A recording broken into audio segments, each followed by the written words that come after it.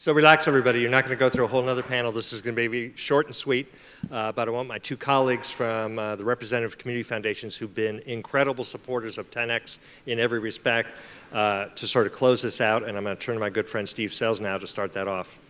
Well, thank you. I know you've been here for almost 2 days. We thank you for sticking in with us all, and we appreciate your support of 10X. I was trying to think of ways to sum up what we heard over the last 2 days. And while I was listening to the last panel, my brain was captured by Rachel Carson. And you all may remember her book, Silent Spring, in 1962, that was about pesticides and actually was the inspiration and the start of the environmental movement in the United States. And while I was listening to the journalists and their truth-telling, I just was brought right back to her and addressing an issue that was detrimental to the nation that nobody was paying attention to. And in one book, and of course she did a lot of other things, flipped the thinking of the entire country. And I said, well, this is kind of after what I've heard, a Rachel Carson moment. And it wasn't just this panel, it was the panel before it. Another group of truth-tellers that inspired me. But Rachel Carson said this. John asked me if I just pulled it out of my brain having read the book years ago. I said, no, I don't know what I did this morning, so I can't keep quotes in my head. But she said this, and I thought it fit really well with 10X and this idea of a network from LA to Jacksonville. The road we have been traveling is deceptively easy, a smooth superhighway on which we progress with great speed, but at its end lies disaster. That's kind of what I heard this morning. And this idea of this highway, as we were talking about, reimagining this highway, this smooth highway where we can go fast, as something different than just a place for cars and trucks and gas stations, but as a way of connecting all of us so that when we get to the end of it, there's no disaster.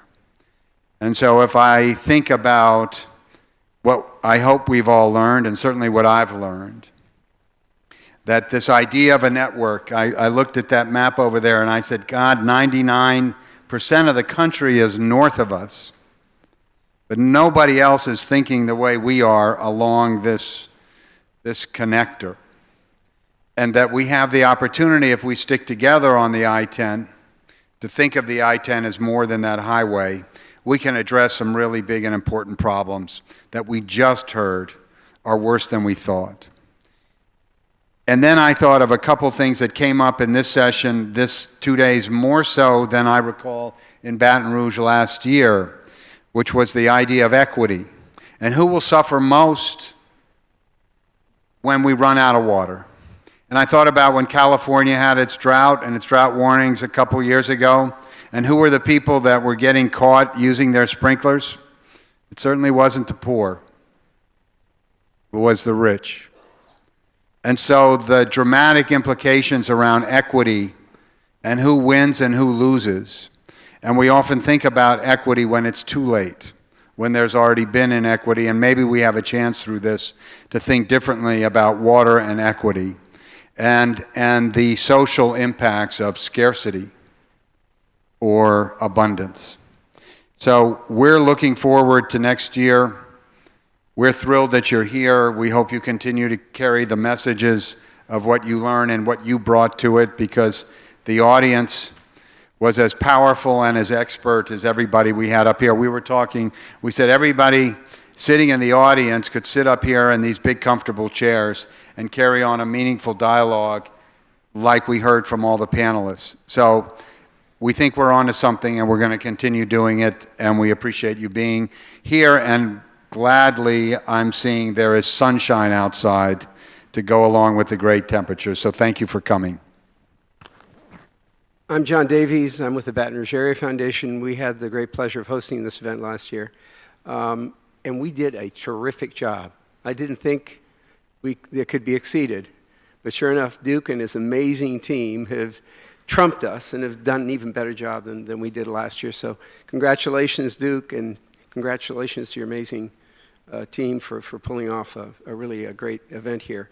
I guess I'm standing in for my friend from the Greater Houston Community Foundation, Steve Maisland, who couldn't be here, unfortunately, at a board meeting.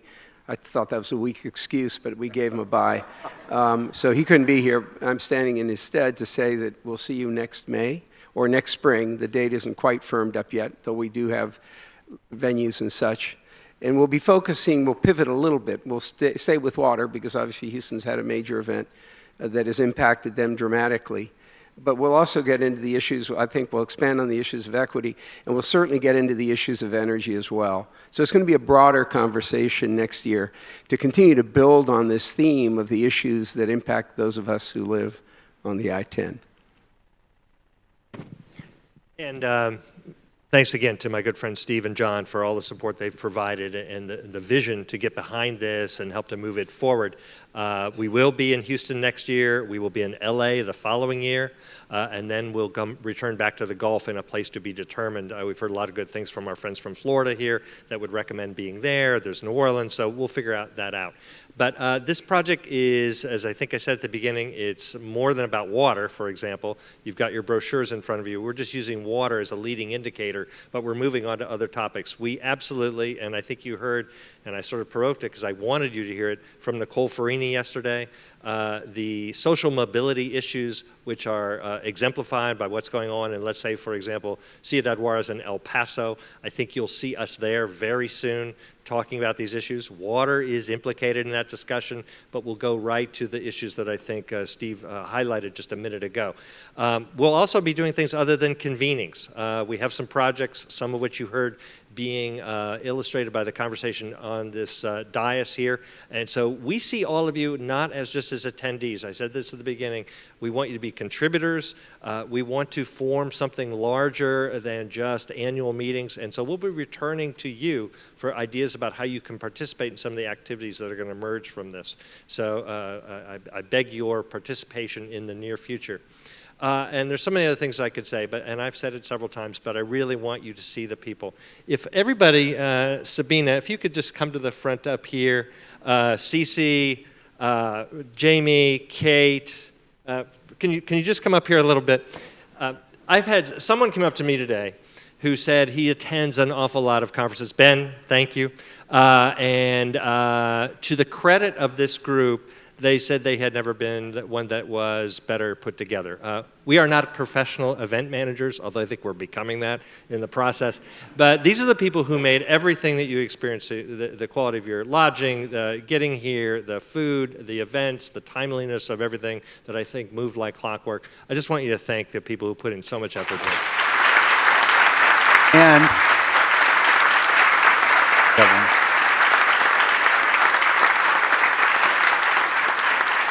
And one other person from the Arizona Community Foundation, Lori Vesco. Lori worked behind the scenes. Thank you, Lori. Thank you.